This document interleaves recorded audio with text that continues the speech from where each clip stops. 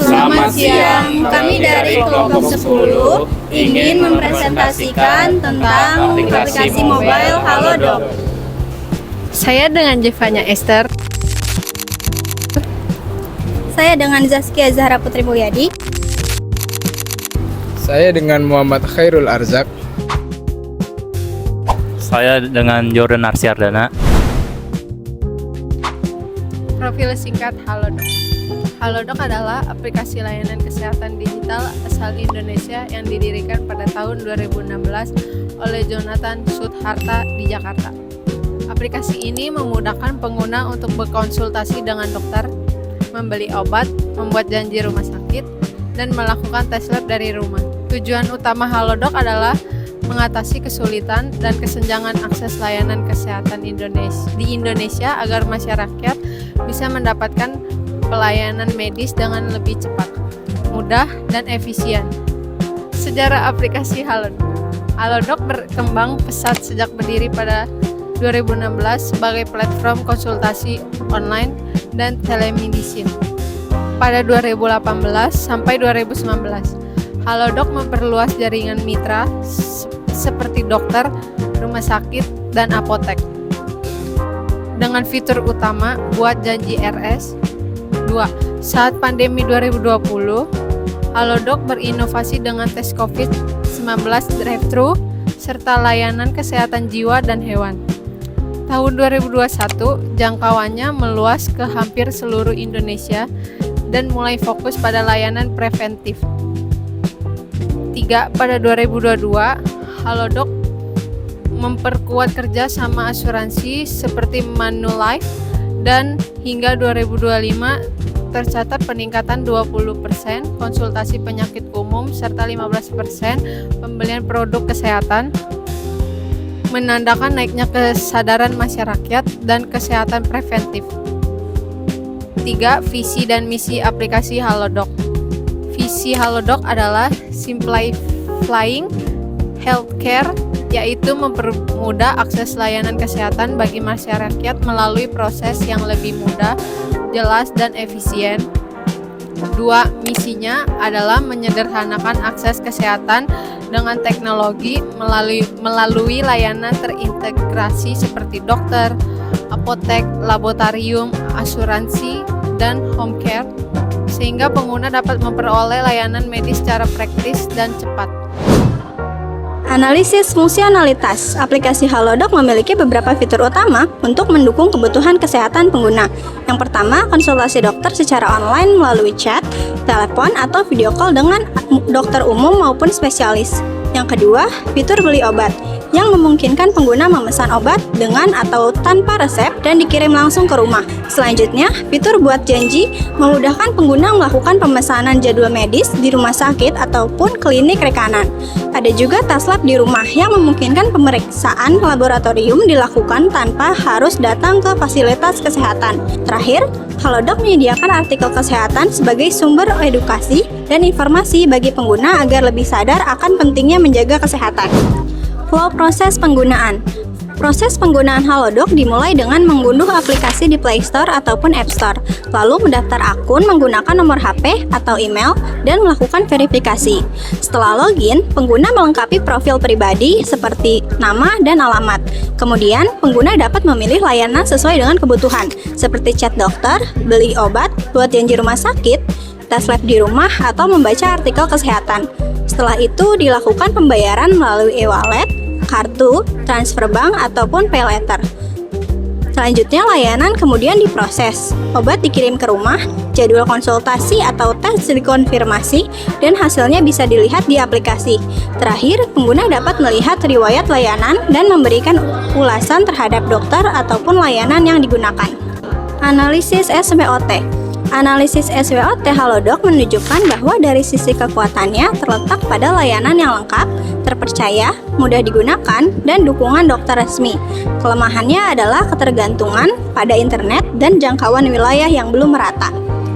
Peluangnya ada pada kerjasama dengan lebih banyak fasilitas kesehatan dan pengembangan AI chatbot. Ancamannya berupa persaingan aplikasi sejenis dan regulasi pemerintah yang ketat. Analisis UI UX. Yang pertama, UI. Tampilan Halodoc dirancang sederhana dan mudah dipahami, dengan warna merah putih yang memberikan kesan profesional dan bersih.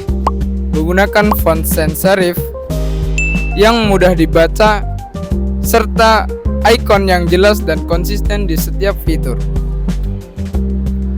UX, User Experience. Aplikasi ini memiliki navigasi yang mudah, dengan menu utama di bagian bawah dan alur penggunaan yang efisien. Mulai dari memilih dokter hingga pembayaran, keamanan data pengguna, profil daftar disajikan dengan lengkap, dan desain yang bersih serta menenangkan membuat aplikasi ini nyaman digunakan oleh berbagai kalangan. Data dan jumlah pengguna. Pada tahun 2025, Halodoc memiliki sekitar 20 juta pengguna aktif bulanan, menjadikannya salah satu aplikasi kesehatan digital terbesar di Indonesia. Layanan chat dokter menjadi fitur paling populer di antara pengguna. Aplikasi ini didukung oleh lebih dari 20.000 dokter, 4.900 apotek, dan 40 mitra asuransi.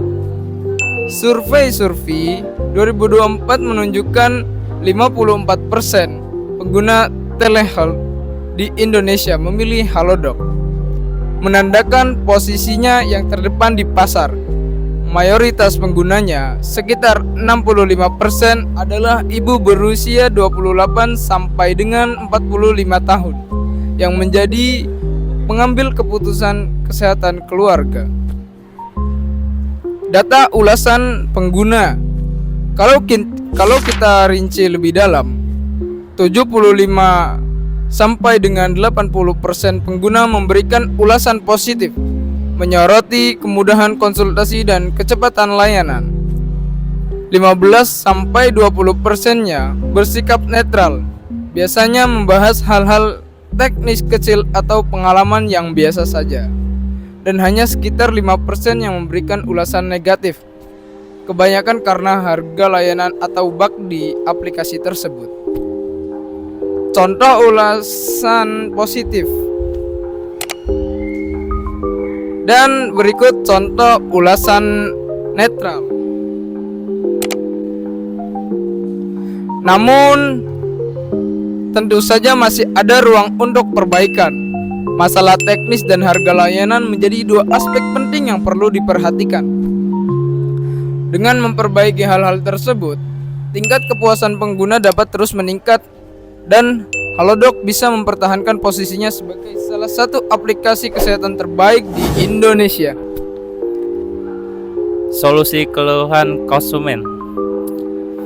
Perbaikan teknis dan bug aplikasi. Halodoc perlu melakukan update rutin agar sistem lebih stabil dan cepat. Selain itu, menambahkan fitur laporan masalah di aplikasi akan membantu pengguna melaporkan gangguan secara langsung dan cepat ditangani. 2. Penyesuaian harga dan promo menarik. Untuk mengatasi keluhan harga, Halodoc dapat menawarkan paket langganan konsultasi lebih hemat, serta menghadirkan promo dan diskon cashback bagi pengguna baru maupun pelanggan setia. 3. Peningkatan waktu respon dokter. Dengan menambah jumlah dokter aktif saat jam sibuk dan menerapkan sistem antre prioritas, waktu tunggu pengguna bisa dipersingkat sehingga layanan menjadi lebih efisien. 4. Peningkatan layanan pelanggan. Halodoc dapat menyediakan layanan live chat atau WhatsApp 24 jam serta survei kepuasan setelah konsultasi untuk menampung saran dan memperbaiki layanan secara berkelanjutan. 5. Transparansi dan edukasi pengguna. Tampilan informasi biaya secara jelas sebelum konsultasi dan lakukan edukasi mengenai keamanan data serta cara pengguna aplikasi agar pengguna merasa aman dan percaya. Kelebihan dan kekurangan. 1. Halodoc memiliki beberapa kelebihan, antara lain praktis karena bisa konsultasi tanpa ke rumah sakit. cepat dengan pengiriman obat dalam hitungan jam, serta terpercaya karena bekerja sama dengan dokter dan apotek resmi. Aplikasinya juga terintegrasi lengkap dan satu platform dan menyediakan layanan 24 jam. 2. Namun ada juga beberapa kekurangan, seperti biaya layanan yang cukup mahal, ketergantungan pada koneksi internet, serta layanan pengantaran obat yang belum menjangkau semua daerah. Selain itu, fitur edukasi kesehatan masih perlu dibuat lebih interaktif agar lebih menarik bagi pengguna. Kesimpulan, Halodoc telah menjadi pelopor layanan kesehatan digital di Indonesia yang sukses mempermudah masyarakat dalam mengakses layanan.